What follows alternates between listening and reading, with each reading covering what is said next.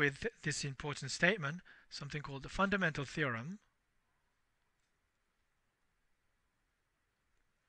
of algebra.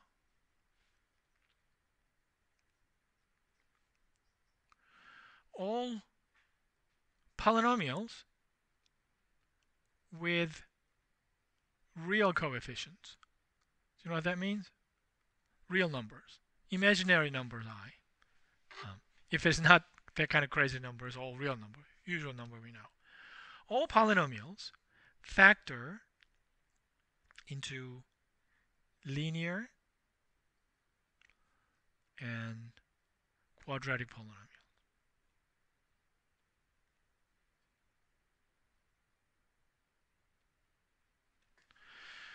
Can you imagine the sum of the quadratic polynomial doesn't factor into linear?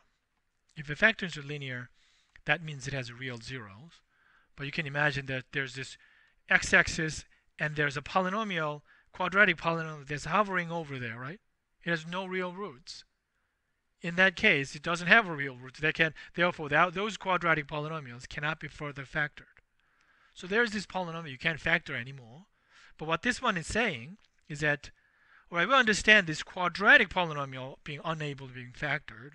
But what if I have random looking degree 5 polynomial or degree 55 polynomials, degree 55 polynomial. And then this one is saying that it still factors into some linear factors plus some quadratic factors. There's no more complicated polynomial than quadratic polynomials.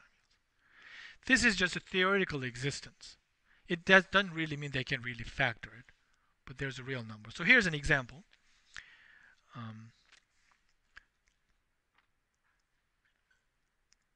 X cubed plus x plus 1. What does the fundamental theorem of algebra say? It's going to factor into a linear times a quadratic, right? So there are three possibilities. Linear times a linear times a linear. The degrees add up as you multiply, right? Maybe that's possible. And if it's not possible, what other possibilities there? Maybe degree 2 quadratic is there and one linear. You cannot have degree 2 of a degree 2. That's already degree 4, right? So this is the only possibility according to the fundamental theorem of algebra. So I sketched the graph of this one. There's no 3 zeros. If it is linear, that'll correspond to 0. There's only 1 0 you can observe it from the graph of this function. So I estimated it using the find root command in Sage. So that one looked like number like this, whatever the quadratic goes in. A was roughly negative 0.6823. And there is actually a notation for that using cube root. But if I raise that to 7th power or higher, there's usually no notation. We only have just estimation. But what this fundamental theorem of algebra says is the existence of this factorization. You can't really, in general, get this number A pinned down clearly. But it factors like this. And because there's no more solution, this one is a quadratic polynomial. It doesn't factor anymore. We call it irreducible quadratic because it has 2 complex roots. So if I have a 1, 0a, do you know how to figure out the other remaining factor? If I give you a polynomial and you figure out x equals 2 is a 0, how do you factor out the other factor? What division? Synthetic division, right? That's what you do. So 1 is the first coefficient of the dividend, which is x cubed plus x plus 1. What is the next coefficient? This is the coefficient for x cubed, and the coefficient for x squared? 0. There's no x squared is a 0. So what about next coefficient is 1 and constant term 1. You write that down. And what is our divisor? X minus a, right? That a is a point negative 0.6. So I'm going to write just a there. Make sense? So you put that first number down. That's what synthetic division. And then we multiply these two, right? And a over there. And add this 2, which is just a. Multiply these two over there and a squared.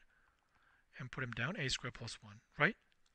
And multiply these two, and then we get a cubed plus a there. If I add these two numbers, what do you get? A cubed plus a plus 1, right? But what do we know about a cubed plus a plus 1? That was a number that makes this whole thing 0.